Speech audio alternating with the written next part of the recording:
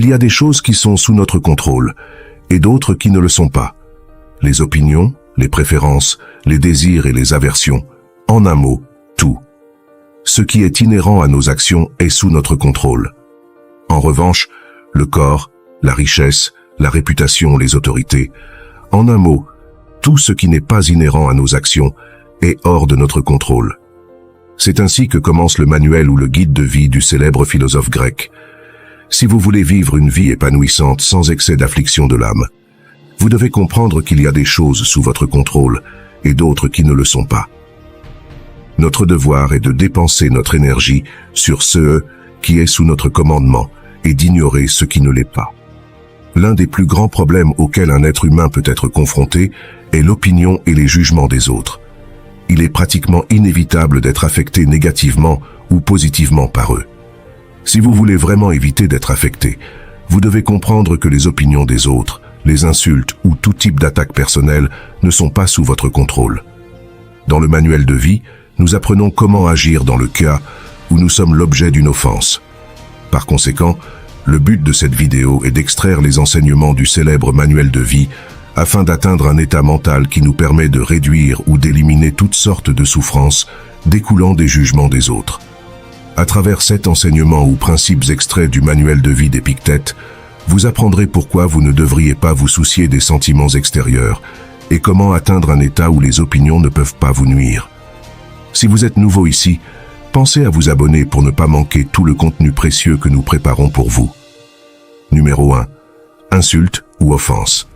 Épictète dit « Celui qui insulte ou attaque ne fait pas vraiment de mal à la personne visée, mais c'est son propre jugement qui le pousse à penser que ses actions sont offensantes. Ainsi, si quelqu'un vous insulte ou vous provoque, souvenez-vous que c'est votre propre interprétation de l'événement qui vous perturbe. Ne vous laissez pas emporter par les apparences. Prenez un moment pour vous calmer, et cela vous aidera à mieux gérer la situation. L'une des clés pour ne pas être affecté par les opinions des autres est de comprendre que l'insulte ou l'offense, en elle-même, n'est pas nuisible. C'est notre réaction à celle-ci qui détermine si elle nous affecte ou non. L'inconfort émotionnel qui accompagne l'insulte provient en réalité de la manière dont nous traitons cette insulte. Lorsque quelqu'un vous rabaisse ou vous manque de respect, pensez que cette insulte ne vous nuira que si vous le permettez. Si vous choisissez de réagir négativement, vous vous laissez emporter par la négativité. La véritable force d'une personne se mesure à sa capacité à rester sereine face à la négativité. Malheureusement, la vie est comme ça. Lorsque vous vous sentez insulté ou offensé, demandez-vous « Est-ce que je veux gagner ou perdre? Est-ce que je veux céder à ceux que je ne peux pas contrôler ?» Laissez-moi établir un parallèle avec le stoïcisme et les plaisirs. Si nous voulons cesser d'être influencés par eux, nous ne devons pas lutter contre le désir, car le désir ne disparaîtra jamais. La différence réside dans la manière dont nous traitons ce désir, si nous nous y abandonnons complètement ou si nous l'ignorons.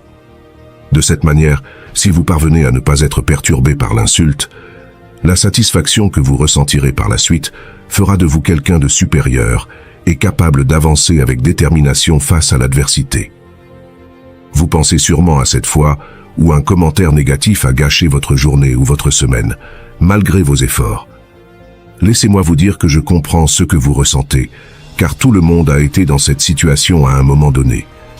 Si c'est votre cas, je vous recommande de continuer à regarder, car dans les prochains principes, nous aborderons la maîtrise de soi. Numéro 2. Avoir des convictions solides. Si vous aspirez à comprendre la philosophie, attendez-vous à être confronté aux moqueries et aux critiques. Il se peut que l'on dise de vous, il se prend soudainement pour un philosophe, ou pourquoi cette attitude hautaine. Toutefois, il est essentiel de ne pas se laisser influencer par ces remarques et de rester fidèle à vos convictions, surtout si elles contribuent à votre épanouissement personnel.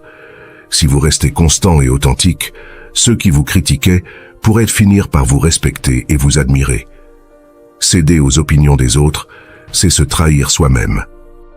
Ce principe est essentiel, car de nombreuses personnes négligent leur véritable talent, juste pour plaire à des voix dissidentes. Ce qu'Épictète nous dit, c'est que si nous permettons à notre objectif d'être influencé par la peur des opinions des autres, nous n'échouerons pas parce que nous avons essayé et que nous n'avons pas réussi, mais parce que nous avons cédé aux opinions des autres. Nous ne devrions pas interpréter cela comme un échec, mais comme un véritable problème. Lorsqu'une personne abandonne juste pour éviter les conflits sociaux ou pour empêcher les autres de donner leur avis sur elle, il vaut la peine de persévérer, même s'il y a des moqueries ou des remises en question pendant un certain temps. Après tout, en avançant, vous vivrez selon votre propre nature. Je vous recommande de réfléchir à cela chaque fois que vous devez prendre une décision dans votre vie. Considérez vos priorités et comprenez la véritable raison derrière vos choix. Numéro 3. Ne vous inquiétez pas si quelqu'un parle mal de vous. Ne laissez pas l'idée de vivre dans le déshonneur et d'être personne n'importe où vous inquiéter, car si ne pas recevoir d'honneur était une mauvaise chose, alors d'autres auraient le pouvoir de nous rendre malheureux, et ce n'est pas ainsi que les choses fonctionnent. La vérité est que vous n'êtes quelqu'un que dans les choses qui sont sous votre contrôle et qui dépendent de vos décisions. Ce principe est en effet très pertinent de nos jours. Combien de fois avez-vous fait quelque chose que vous ne vouliez vraiment pas faire, juste pour gagner l'approbation de quelqu'un, en particulier sur les réseaux sociaux? La validation sociale sur ces plateformes peut être comme un poison pour une personne. Nous devrions nous demander, vaut-il la peine de changer qui nous sommes vraiment, juste pour obtenir un peu de satisfaction? Vaut-il la peine de mettre notre bien-être émotionnel entre les mains des autres? Ma réponse est claire. Non. Je vous recommande de réfléchir à cela. Nous avons tous été pris à faire quelque chose qui nous embarrassait, mais qui n'était pas malveillant à un moment donné. Pourquoi se soucier si on se moque de vous ou si on vous marginalise en termes de popularité? Croyez-vous vraiment que votre bonheur dépend de votre popularité? Si vous vivez comme cela, vous serez en conflit constant, car votre bonheur n'est pas entre vos mains. Par conséquent, vous vivrez dans un état de tension constant, changeant votre essence pour ne pas perdre de statut. L'un des principaux points du stoïcisme est de ne se soucier que de ce qui est sous votre contrôle et de devenir imperturbable par rapport à ceux qui ne l'est pas. En ce qui concerne les insultes, souvenez-vous que personne ne peut vous blesser, à moins que vous ne le permettiez. Si quelqu'un vous fait du mal ou parle mal de vous, souvenez-vous qu'il agit en croyant qu'il a raison de le faire. Il n'est pas possible que tout le monde agisse selon ce que vous considérez comme juste.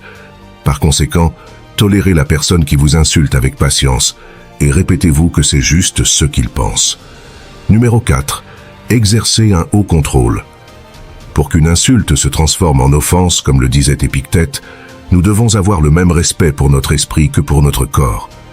Je suis sûr que vous n'autoriseriez pas un étranger à entrer chez vous tous les jours, sachant la menace que cela représenterait. Pourtant, lorsque nous recevons une insulte et la traitons comme une offense, nous permettons à cette personne d'entrer dans notre esprit et d'y rester pendant quelques jours. Car alors, nous permettons à des étrangers d'entrer dans notre esprit, alors que nous ne les laisserions jamais entrer chez nous. Pour atteindre un état où nous ignorons les sentiments négatifs découlant d'une offense, il faut accumuler de la discipline et de la maîtrise de soi. Appliquez cela à toutes les situations de la vie, y compris avec la famille.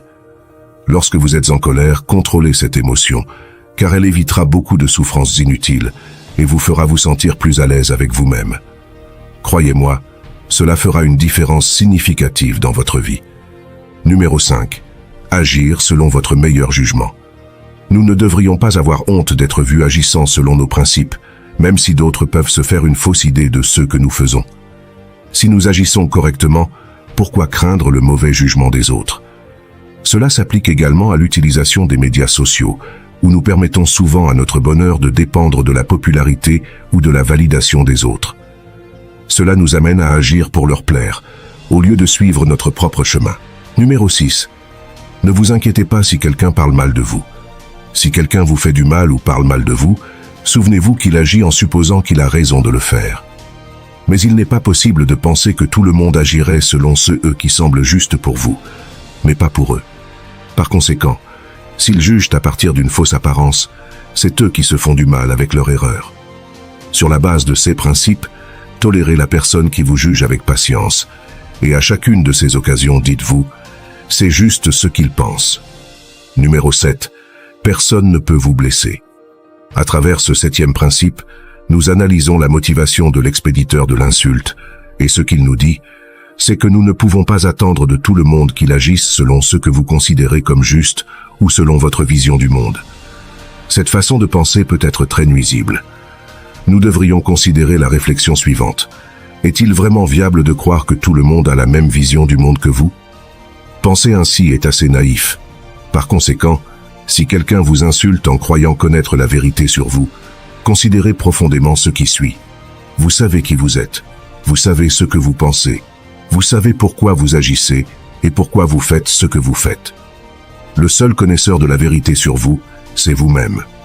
Donc, dans le cas où un étranger vous insulte d'une manière ou d'une autre, vous devez vous poser la question suivante. Ai-je agi de manière incorrecte? Si la réponse est non, demandez-vous. Puis-je entrer dans leur esprit et comprendre la raison de l'insulte? Il est évident que vous ne le pouvez pas. Par conséquent, dans le cas où vous auriez agi correctement et face à l'ignorance quant à la motivation de l'insulte, vous devriez être content, car vous êtes la personne au monde qui se connaît le mieux. Dans le cas où vous auriez agi correctement, vous ne devriez pas porter le fardeau du regret. Comme le disait Épictète à propos de la personne qui vous insulte, c'est ainsi que cela leur semblait. Pour conclure, j'aimerais terminer par la leçon suivante d'Épictète. Combien de temps pensez-vous encore retarder de devenir digne du plus haut progrès et de suivre les enseignements de la raison? Vous avez déjà reçu les principes philosophiques avec lesquels vous devriez être familiarisé.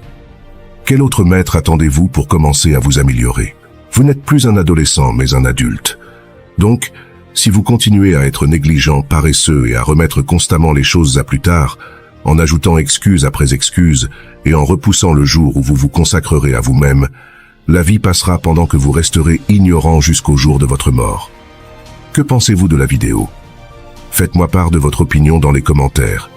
Si vous êtes nouveau ici, n'oubliez pas de vous abonner pour embarquer avec nous sur les chemins de la sagesse, sur la perspective stoïcienne.